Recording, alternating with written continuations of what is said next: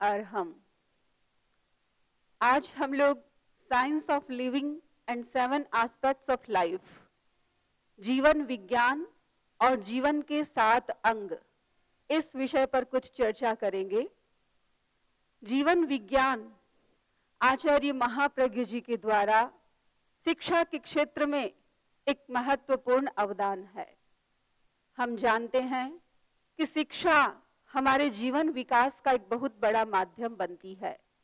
शिक्षा हमारे अज्ञान के अंधकार को दूर कर हमारे भीतर ज्ञान का प्रकाश पैदा करती है। आज शिक्षा जगत में बहुत सारी विद्या की शाखाएं प्रचलित है, अनेक विषय पढ़ाए जा रहे हैं और जब भी कोई नई समस्या सामने आती है उससे रिलेटेड कोई ना कोई नई विद्या की शाखा हमारे सामने विकसित हो जाती है। प्रश्न होता है कि जीवन विज्ञान शिक्षा के क्षेत्र में ये एक नई शाखा क्यों शुरू की गई, इसके पीछे क्या उद्देश्य था।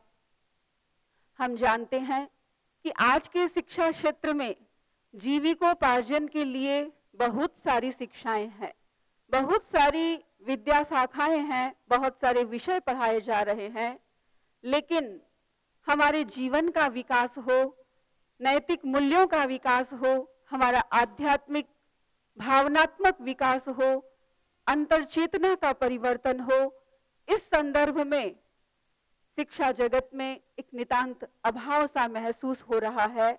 और इसी का परिणाम है कि आज शिक्षा बहुत बढ़ रही है, लेकिन साथ साथ में उद्दंडता, अत्याचार, मर्यादाहीनता, नैतिक मूल्यों का ह्रास, मादक पदार्थों का सेवन आदि अनेक ऐसी बुराइयां हैं जो बढ़ती जा रही हैं। इसलिए बहुत आवश्यक था कि एक ऐसी शिक्षा पद्धति हो जिसमें व्यक्ति के व्यक्तित्व का सर्वांगीण विकास हो। शिक्षा के 2 अर्थ होते हैं, ग्रहण शिक्षा और आसेवन शिक्षा। ग्रहण शिक्षा का तात्पर्य नॉलेज प्राप्त करने से है, तो आज ग्रहण शिक्षा बहुत दी जा रही है, लेकिन आसेवन शिक्षा यानी उसका अभ्यास, यह पक्ष बहुत कमजोर हो रहा है। आज व्यक्ति ज्ञान बहुत प्राप्त कर रहा है, लेकिन उसका अभ्यास नहीं है, उसके जीवन में उन चीजों की प्रैक्टिस नहीं है, इसलिए जिस प्रकार के व्यक्तित्व का निर्माण होना चाहिए वो नहीं हो पा रहा है। आचार्य महाप्रज्ञ जी ने शिक्षा के क्षेत्र में एक ऐसी शिक्षा पद्धति हमारे सामने प्रस्तुत की जिसमें व्यक्ति के सर्वांगीण विकास पर बल दिया गया। आज हम ये नहीं कह रहे कि शिक्षा पद्धतियां जो चल रही हैं वे खराब हैं या उनमें कमियां हैं। आचार्य महाप्रज्ञ जी कहते हैं कि आज जो शिक्षा पद्धति चल रही है वे अधूरी है, उसमें सर्वांगीण रूप से व्यक्तित्व विकास पर ध्यान नहीं दिया जा रहा। इसलिए आवश्यक है कि एक ऐसी शिक्षा पद्धति हो जिसमें व्यक्ति के व्यक्तित्व का सर्वांगीण रूप से विकास हो, और इसीलिए जीवन विज्ञान की शिक्षा हमारे सामने आई। जीवन विज्ञान की अनेक परिभाषाएं दी गई। मैं एक ही परिभाषा में सबको समाहित करना चाहूं तो वह है, science of living is the science which studies the fundamentals of living, techniques of their development and their application in different fields of life, ultimately to bring about the development of balanced life, human values and integrated personality. जीवन विज्ञान एक ऐसा विज्ञान है जहां जीवन के अंगों पर चर्चा की जाती है, उन अंगों का विकास कैसे किया जा सकता है और जीवन के विविध क्षेत्रों में उनका एप्लीकेशन कैसे हो सकता है। कुल मिलाकर के एक संतुलित जीवन, एक बैलेंस्ड लाइफ कैसे हम बना सकते हैं, इन सब की शिक्षा जीवन विज्ञान के अंतर्गत दी जाती है। जीवन विज्ञान का लक्ष्य क्या है? कोई भी कार्य शुरू होता है तो उसका कोई ना कोई लक्ष्य होता है। जीवन विज्ञान का यदि हम लक्ष्य देखें तो इसका मुख्य लक्ष्य है स्पिरिचुअल साइंटिफिक पर्सनालिटी, आध्यात्मिक वैज्ञानिक व्यक्तित्व का निर्माण। क्योंकि केवल यदि अध्यात्म है और विज्ञान नहीं है तो जीवन अधूरा है, और केवल विज्ञान है अध्यात्म नहीं है तो भी जीवन अधूरा है। दोनों का संतुलन आवश्यक है। और इसीलिए आइंस्टीन ने कहा, religion without science is blind and science without religion is lame. दोनों की संयुक्त अवस्था ही वास्तविक में सर्वांगीण व्यक्तित्व का निर्माण करता है। तो जीवन विज्ञान का प्रमुख लक्ष्य आध्यात्मिक वैज्ञानिक व्यक्तित्व का निर्माण है। जीवन विज्ञान के अंतर्गत योग और मेडिटेशन का हमारे शरीर पर, हमारे मन पर, हमारे भावों पर क्या प्रभाव पड़ता है, इसका विशेष रूप से अध्ययन किया जाता है। जीवन विज्ञान में उन नियमों की खोज की जाती है जिसमें जीवन के हर पक्ष, चाहे वो ज्ञानात्मक पक्ष हो, भावनात्मक पक्ष हो, क्रियात्मक पक्ष हो, उनका संतुलन कैसे रखा जा सके, उनका विकास कैसे किया जा सके। और जीवन विज्ञान का मुख्य लक्ष्य यह भी है कि हम इस तरीके के प्रशिक्षक तैयार करें जो जीवन विज्ञान को वैज्ञानिक ढंग से प्रस्तुत कर सकें और जीवन के विविध क्षेत्रों में उसका अनुप्रयोग कर सकें और स्वस्थ समाज की संरचना में अपना योगदान दे सकें। जीवन विज्ञान के कुछ प्रमुख ऑब्जेक्टिव्स हैं, उद्देश्य हैं, जिसमें सबसे महत्वपूर्ण और पहला ऑब्जेक्टिव है मोरल वैल्यूज का विकास, नैतिक मूल्यों का विकास हो। इसके साथ साथ बुद्धि और भाव के बीच में एक सामंजस्य हो, व्यक्ति और समाज के बीच में कैसे सामंजस्य स्थापित हो सके, सेल्फ कंट्रोल की भावना हमारी कैसे जागृत हो सके। आज हम दूसरों को कंट्रोल करना चाहते हैं, दूसरों को मैनेज करना चाहते हैं, लेकिन हमारा अपने ऊपर नियंत्रण नहीं है। तो सेल्फ कंट्रोल की भावना हमारी विकसित हो सके और पॉजिटिव चेंज इन रिलेशनशिप, हमारे संबंधों में, मानवीय संबंधों में सकारात्मक परिवर्तन कैसे आ सके, ये बहुत आवश्यक है। क्योंकि आज मानव के बीच एक भेद रेखा खींचती जा रही है, मनुष्य का दुश्मन होता जा रहा है। तो हमारे मानवीय संबंध सकारात्मक कैसे बन सके, इन सब चीजों का अध्ययन करना, करवाना जीवन विज्ञान का मुख्य उद्देश्य है। जीवन विज्ञान, जैसा कि मैंने आपको बताया, कि सर्वांगीण विकास पर ध्यान देता है। सर्वांगीण विकास से तात्पर्य हमारा फिजिकल डेवलपमेंट, शारीरिक विकास हो, हमारा बौद्धिक विकास हो, मानसिक विकास हो और भावनात्मक विकास हो। आज शिक्षा जगत में शारीरिक और बौद्धिक विकास पर बहुत ध्यान दिया जा रहा है। आप देखते हैं शारीरिक विकास के लिए तरह तरह के स्पोर्ट्स खिलाए जाते हैं, इंडोर गेम होते हैं, आउटडोर गेम होते हैं, और भी बहुत सारे जिम होते हैं बॉडी बिल्डिंग के लिए। न जाने कितने प्रयोग किए जा रहे हैं ताकि व्यक्ति शारीरिक दृष्टि से स्ट्रांग रहे। बौद्धिक विकास भी बहुत हो रहा है। हम छोटे छोटे बच्चों को देखते हैं, अभी वो स्कूल गए हैं, नर्सरी में हैं, लेकिन उनके स्कूल का जब बैग देखते हैं तो लगता है कि उस बच्चे के वेट से ज्यादा कहीं उसके स्कूल बैग का वेट होता है। तो बचपन से ही बच्चों को इतनी इंफॉर्मेशन दी जाती हैं, इतना अध्ययन करवाया जाता है कि उनकी तार्किक शक्ति भी बहुत बढ़ती है, उनका बौद्धिक विकास भी होता है। लेकिन जब हम मानसिक विकास और भावनात्मक विकास की बात करते हैं तो देखते हैं कि आज की शिक्षा जगत में इनके लिए कोई विशेष अवकाश नहीं है। और इसी का परिणाम है कि थोड़ी सी भी कोई परिस्थिति आती है, व्यक्ति उसे सहन नहीं कर सकता, उसका मेंटल बैलेंस नहीं रहता, उसका अपने इमोशंस पर कंट्रोल नहीं रहता, और इसीलिए अच्छे अच्छे लोग, पढ़े लिखे लोग सुसाइड कर लेते हैं, आत्महत्या कर लेते हैं। तो बहुत आवश्यक है कि हमारी शिक्षा पद्धति में मानसिक विकास और भावनात्मक विकास के लिए भी अवकाश हो, क्योंकि यदि यह विकास नहीं है तो सारा विकास अधूरा रहेगा। आज शिक्षा जगत में अच्छी पढ़ाई हो रही है, इसलिए अच्छे डॉक्टर, अच्छे इंजीनियर, अच्छे वकील हमारे सामने आ रहे हैं, लेकिन मानसिक और भावनात्मक विकास न होने के कारण थोड़ी सी भी कोई सिचुएशन आती है तो अच्छे अच्छे पढ़े लिखे लोग अपना संतुलन नहीं रख पाते हैं। तो जीवन विज्ञान के अंतर्गत थ्योरी के साथ साथ, सिद्धांत के साथ साथ प्रैक्टिस पर बहुत बल दिया जाता है कि हम किस तरीके से अपना भावनात्मक और मानसिक विकास कर सकते हैं। जीवन में इन सब चीजों का विकास करने के लिए बहुत आवश्यक है कि हमारी शिक्षा जगत में एक संतुलन हो। संतुलन किसके बीच हो? पहला संतुलन प्राण धारा का संतुलन।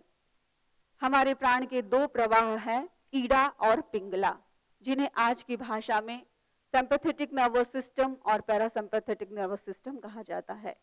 जब इन दोनों के बीच एक संतुलन रहता है तो व्यक्ति का सर्वांगीण विकास होता है, लेकिन जब इनमें संतुलन नहीं होता तो उसका परिणाम होता है कि जिस रूप में हम विद्यार्थी की कल्पना करते हैं उस तरह का विद्यार्थी हमारे समक्ष नहीं आ पाता।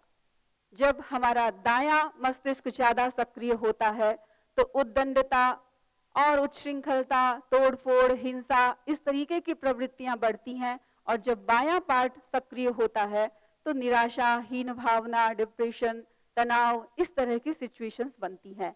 इसलिए सर्वांगीण विकास के लिए आवश्यक है कि हमारी प्राण धारा का संतुलन हो। दूसरी बात, जैविक संतुलन। हमारा व्यक्तित्व जैविक संतुलन पर निर्भर करता है। जैविक संतुलन से तात्पर्य हमारे जो एंडोक्राइन सिस्टम है, नर्वस सिस्टम है, इंटेलिजेंस है, इन सब के बीच एक संतुलन स्थापित होता है तो हमारा जैविक विकास भी अच्छा होता है। इसके साथ साथ तीसरी बात जो है, बड़ी महत्वपूर्ण बात है, आस्था का जागरण। हमारे भीतर अनंत शक्ति है, अनंत ज्ञान है, अनंत आनंद है, लेकिन हम उस शक्ति, आनंद और ज्ञान को पहचान नहीं पाते और न ही हमारी उसमें आस्था है। हमारे भीतर ये आस्था जगे कि हमारे भीतर इतनी शक्तियां हैं, हम चाहें तो उन्हें जागृत कर सकते हैं और जागृत करके बहुत कुछ कर सकते हैं। तो इस आस्था का जागरण करना भी जीवन विज्ञान का एक कार्य है। इसके साथ साथ चौथी बात जो बड़ी महत्वपूर्ण बात है, मनोवृत्तियों का परिष्कार। मनोविज्ञान में 14 मूल वृत्तियां मानी जाती हैं और जैन दर्शन में भी 10 प्रकार की संज्ञा मानी गई जो हमारी मूल वृत्तियां हैं, हर प्राणी में होती हैं, जैसे क्रोध, मान, माया, लोभ, भय, निराशा, घृणा, इस तरीके की जो इंस्टिंक्ट्स हैं वो हर प्राणी में होती हैं। तो इन मनोवृत्तियों का, मौलिक मनोवृत्तियों का हम परिष्कार कैसे कर सकें, तो इन सब चीजों पर जीवन विज्ञान में विशेष रूप से ध्यान दिया जाता है। तो जीवन का सर्वांगीण विकास हो, इसके लिए आवश्यक है कि हम जीवन को सर्वांगीण दृष्टि से समझें और आध्यात्मिक, वैज्ञानिक, इन दोनों दृष्टियों से अपने व्यक्तित्व का विकास करें। उसके पैरामीटर्स क्या हो सकते हैं? स्पिरिचुअल डेवलपमेंट हमारा हो रहा है यदि हमारे भीतर सब प्राणियों के प्रति समानता की अनुभूति आ रही है, आत्मोपम्य की भावना है कि जैसे हम जीना चाहते हैं वैसे ही संसार का हर प्राणी जीना चाहता है, जैसे मेरा अस्तित्व है वैसे ही उसका भी अस्तित्व है। तो इस प्रकार की आत्मोपम्य की भावना हमारे भीतर है। दूसरी बात, अपने इंद्रिय और मन पर नियंत्रण यदि हमारा है तो हमारा आध्यात्मिक व्यक्तित्व का निर्माण हो रहा है। हम अपनी वासना पर, हम अपनी इच्छाओं पर कंट्रोल कर सकते हैं और अनासक्ति की चेतना का विकास यदि हमारे भीतर है, हम हर जगह आसक्ति भाव से नहीं रहते, दुनिया में आसक्त नहीं बनते, पदार्थों में आसक्त नहीं बनते, तो इसका मतलब हमारा आध्यात्मिक विकास हो रहा है। और वैज्ञानिक व्यक्तित्व का विकास हो रहा है, इसके भी कुछ मापदंड है। सबसे पहली बात, सत्य की खोज, क्योंकि चाहे वैज्ञानिक हो चाहे आध्यात्मिक, उसका लक्ष्य है सत्य की खोज। यदि हम सत्य की खोज की दिशा में आगे बढ़ रहे हैं तो हमारा व्यक्तित्व वैज्ञानिक व्यक्तित्व है। खोज किसकी? सर्च फॉर कॉन्शियसनेस, चेतना की खोज। उद्गल जगत में, मैटर जगत में बहुत खोज हुई, हमें आत्म जगत में, चेतना की जगत में खोज करनी है और हमारे भीतर ही जो परमात्मा भाव छिपा है, मानवता जो छिपी है, उसे हमें खोजना है, उसे हमें पहचानना है। तो यदि इन बातों पर हम विशेष रूप से ध्यान देते हैं तो हमारा आध्यात्मिक वैज्ञानिक व्यक्तित्व का निर्माण होता है। जैसे कि मैंने आपको बताया कि जीवन विज्ञान के अंतर्गत जीवन को समग्रता से समझा जाता है। प्रायः हम जीवन का मतलब शरीर से ही लेते हैं, शरीर ठीक है तो सब कुछ ठीक है, लेकिन जीवन विज्ञान के अंतर्गत जीवन को समग्रता से व्याख्यायित किया गया और जीवन के 7 अंग बताए गए। बॉडी यानी शरीर, श्वास, प्राण, मन, भाव, कर्म और चित्त, ये 7 अंग हैं। इन 7 को समझना और इनको अच्छा बनाना, इनको स्ट्रांग बनाना, इनको पॉजिटिव बनाना, यदि ये सातों अंग अच्छे होते हैं तो हमारा जीवन बहुत अच्छा होता है। जीवन का पहला अंग है शरीर। शरीर को परिभाषित करते हुए कहा गया, सुख दुखानुभव साधनम शरीरम। जिसके द्वारा हम सुख और दुख की अनुभूति करते हैं वह शरीर होता है। और शरीर माध्यम खलु धर्म साधनम। धर्म करने का या कर्म करने का यदि हमारे पास कोई माध्यम है तो वह शरीर ही है। तो इसलिए शरीर को स्वस्थ रखना बहुत आवश्यक है। और कहा भी गया है, पहला सुख निरोगी काया। यदि हमारा शरीर स्वस्थ है तो हम कुछ कर सकते हैं, और यदि शरीर ही स्वस्थ नहीं है, अनेक बीमारियां यदि हो गई हैं, तो उस शरीर से हम कुछ भी नहीं कर सकते। तो सबसे पहली बात, हम शरीर को स्वस्थ रखें। जैन दर्शन में 5 प्रकार के शरीर बताए गए। औदारिक शरीर यानी हार्ड मांस मज्जा का जो शरीर है वो औदारिक शरीर कहलाता है। वैक्रिय शरीर जिसमें रूप परिवर्तन करने की क्षमता होती है, जो दृश्य अदृश्य छोटा बड़ा चाहे जैसा रूप बना सकता है, वो वैक्रिय शरीर होता है। आहारक शरीर जो विचार संप्रेषक शरीर होता है उसे आहारक शरीर कहते हैं। तेजस शरीर जो विद्युतमय शरीर है, जिसके द्वारा सारी क्रियाओं का संचालन होता है, हमारे पूरे शरीर का संचालन होता है, उसे तेजस शरीर कहते हैं। और अच्छे बुरे जो भी हम कर्म करते हैं उसकी जो कार्मिक बॉडी बनती है उसे कर्म शरीर कहते हैं। साइंस में शरीर को जब व्याख्यायित किया गया तो वहां ये बताया गया कि हमारे शरीर में कुछ सिस्टम है और ये सारे सिस्टम मिल करके शरीर की रचना करते हैं और सब संगठित होकर के शरीर का कार्य करते हैं। तो जब हम साइंस के संदर्भ में शरीर को पढ़ते हैं तो एक अलग हमारा दृष्टिकोण होता है, लेकिन जब हम जीवन विज्ञान के संदर्भ में शरीर को पढ़ते हैं तो हमारा दृष्टिकोण अलग होता है। जब हम शरीर का अध्ययन करते हैं तो पाते हैं कि शरीर बड़ा रहस्यमय है। इसमें अनेक ऐसे साइकिक सेंटर हैं जिसे योग की भाषा में चक्रास कहा जाता है और परीक्षा ध्यान की भाषा में चैतन्य केंद्र कहा जाता है। तो शरीर के अंदर स्थित उन चैतन्य केंद्रों पर यदि हम ध्यान करते हैं तो हम अपनी अतीन्द्रिय क्षमताओं का जागरण कर सकते हैं।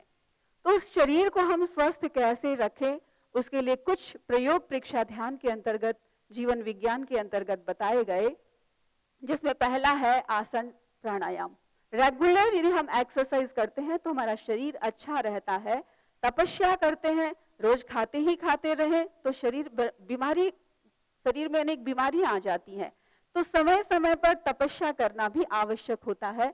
कायोत्सर्ग का प्रयोग, शरीर परीक्षा का प्रयोग और सूर्य की आतापना। सुबह सुबह हल्की हल्की जब धूप होती है तो सूर्य के समक्ष यदि बैठते हैं तो उससे जो रेज हमारी बॉडी पर गिरती है उससे हमें विटामिन मिलते हैं और भी बहुत सारे जो जीवन को चलाने के लिए अनिवार्य तत्व होते हैं वो सूर्य की किरणों से हमें प्राप्त होते हैं और हमारा शरीर स्वस्थ रहता है।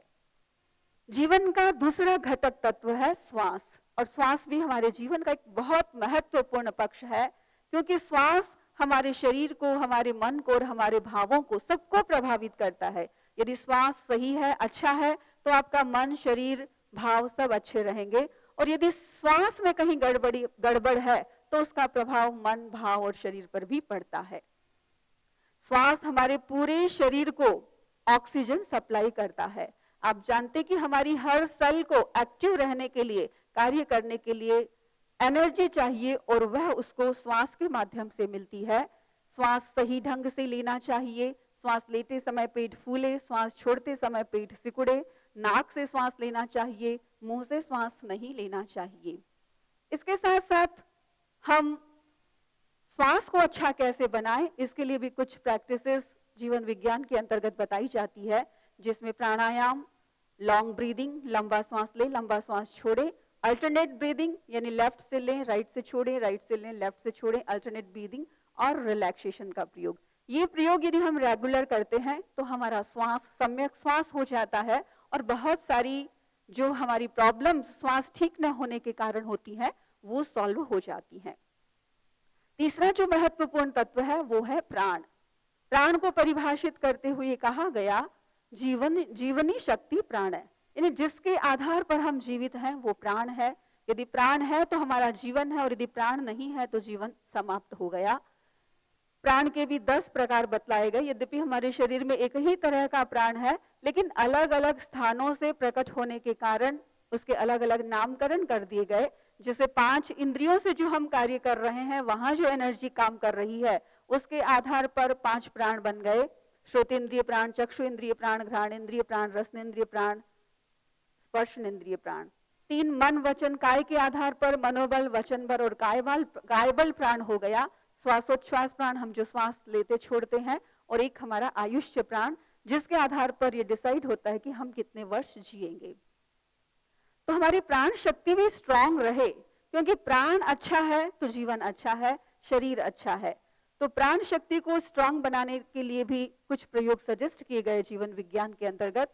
उसके अंतर्गत alternate breathing, perception of body, शरीर की प्रेक्षा, और वाइटल एनर्जी जो हमारा प्राण केंद्र है, नाक का जो अग्रिम भाग, ये हमारा प्राण केंद्र कहलाता है, इस पर ध्यान करना, और सेंटर ऑफ प्योरिटी, विशुद्धि केंद्र जो कंठ का भाग है, वहां पर ध्यान करना। इससे हमारी प्राण शक्ति अच्छी होती है। जीवन का जो चौथा घटक तत्व है वह है मन। मन को परिभाषित करते हुए कहा गया, इंद्रियार्थ सापेक्षम सर्वार्थग्राही त्रैकालिकम संज्ञानम मन है। मन की 3 बातें इसमें विशेष रूप से बताई गई कि मन हमारा इंद्रिय सापेक्ष है। इंद्रियों से जो रॉ मटेरियल इसे मिलता है, उसके आधार पर यह वर्क करता है। आंखें जो कुछ देखती है, कान जो कुछ सुनते हैं, वो तो देख करके सुन करके फ्री हो जाते हैं। जो कुछ देखा, जो कुछ सुना, वो रॉ मटेरियल इनको मन में मिलता है, और वहां से फिर वह चिंतन मनन की प्रक्रिया शुरू करता है। दूसरी बात सर्वार्थग्राही है। हमारी इंद्रियां अपने अपने पर्टिकुलर विषय को ग्रहण करती हैं। आंख केवल रूप को ग्रहण करता है, कान केवल शब्द को ग्रहण करता है, नाक केवल स्मेल लेता है, लेकिन हमारा मन ऐसा है जो 5 इंद्रियों के विषय ग्रहण करता है।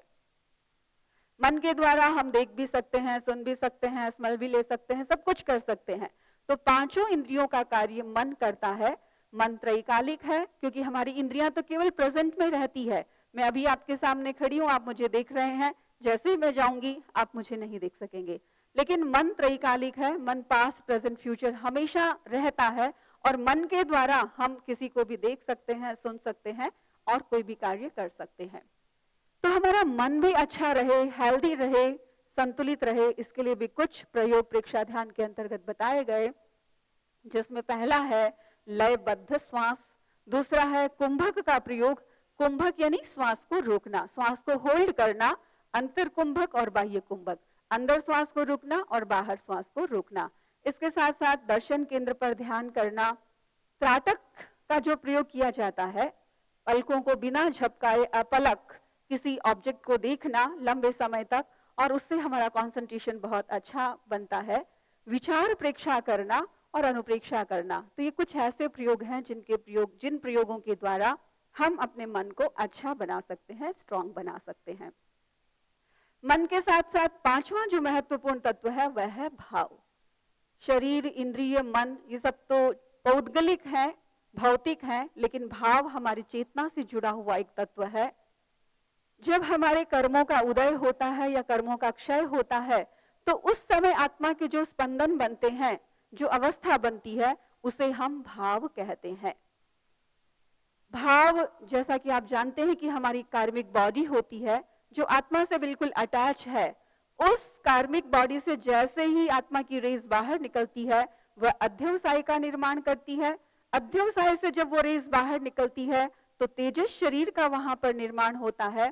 तेजस शरीर से जब वो रेज आगे निकलती है तो वहां पर हमारे भाव तंत्र का निर्माण होता है, और उससे आगे निकलने पर वे भाव के रूप में प्रकट होती हैं, और जब वो बाहर बिल्कुल तक आती हैं तो वो क्रिया के रूप में प्रकट होती हैं। जैसे हमारे भीतर गुस्से का भाव आया, गुस्सा भीतर में आया और बाहर जब एक्शन में आता है तो हम किसी को थप्पड़ लगा देते हैं, आंखें लाल कर लेते हैं, या जो भी एक्शन गुस्से का होता है वो हम करते हैं। तो भाव हमारे भीतर को और बाहर को दोनों को प्रभावित करता है। तो हम अपने भावों को अच्छा कैसे बनाएं, इसके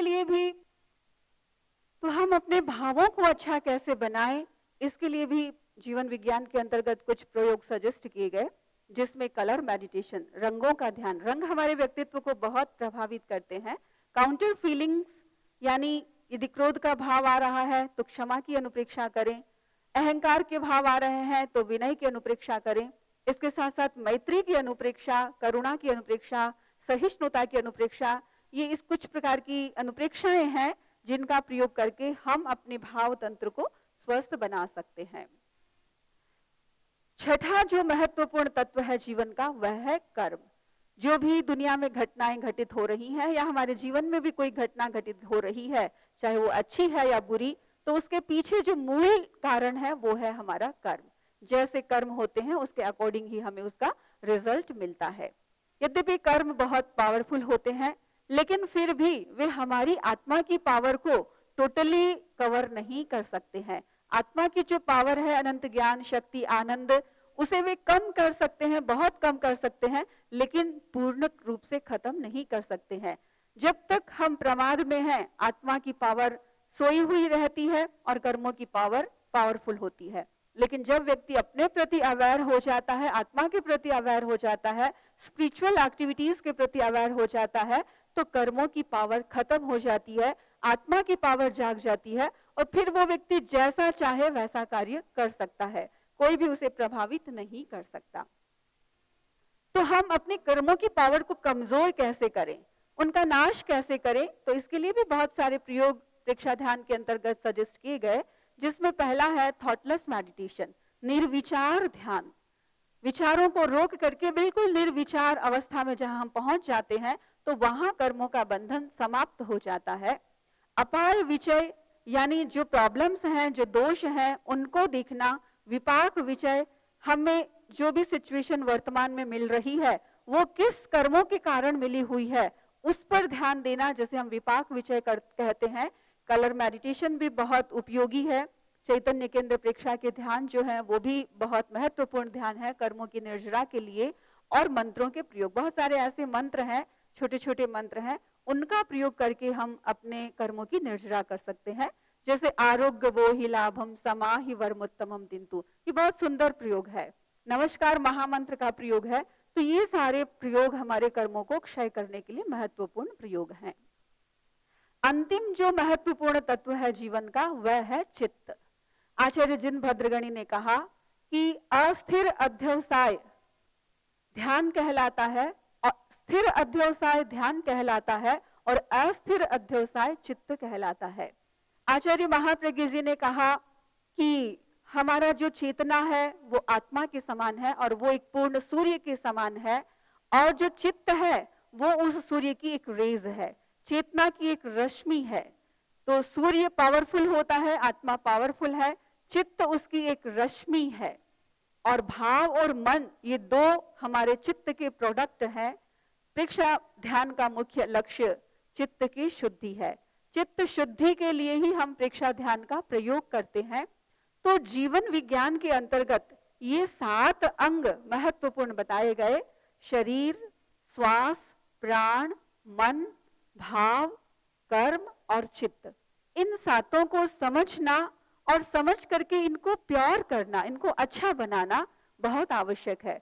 जब तक शरीर की शुद्धि नहीं है, मन की शुद्धि नहीं है, श्वास की शुद्धि नहीं है, प्राण की शुद्धि नहीं है, भावों की शुद्धि नहीं है, तब तक हमारा जीवन जो है वो महत्वपूर्ण नहीं बन सकता है।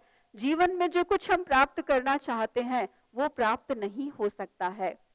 तो आचार्य महाप्रज्ञ जी ने जीवन विज्ञान का ये जो कॉन्सेप्ट हमें दिया, उसका मुख्य लक्ष्य यही है कि हमारा सर्वांगीण विकास हो, शारीरिक मानसिक विकास के साथ साथ बौद्धिक और भावनात्मक विकास भी हो, और जीवन के जो समग्र पक्ष हैं, जीवन से जुड़े हुए जितने भी पक्ष हैं, उन सब का निर्माण हो, वे सब अच्छे बने और हमारा एक आध्यात्मिक वैज्ञानिक व्यक्तित्व का निर्माण हो।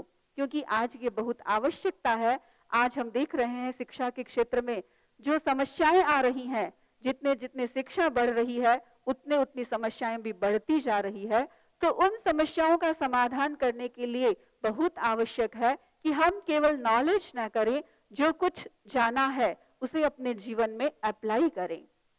आज ज्ञान के स्तर पर सब कुछ जानते हैं, क्या करना चाहिए क्या नहीं करना चाहिए, लेकिन जहां अप्लाई करने की बात आती है वहां हम बहुत पीछे रह जाते हैं। और इसीलिए जीवन विज्ञान के अंतर्गत सिद्धांत पर ज्यादा बल न दे करके प्रयोगों पर विशेष बल दिया गया।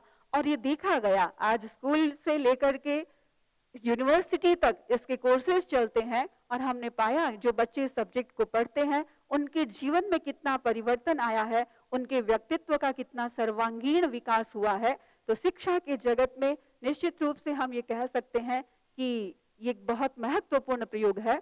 तो हम अपने चित्त की शुद्धि कैसे करें, इसके लिए बताया गया कि हम चैतन्य केंद्रों पर ध्यान करें, वर्तमान क्षण की प्रेक्षा करें और अपने शुद्ध चैतन्य स्वरूप को अनुभव करने की कोशिश करें और भावक क्रिया का प्रयोग अधिक से अधिक करने की कोशिश करें।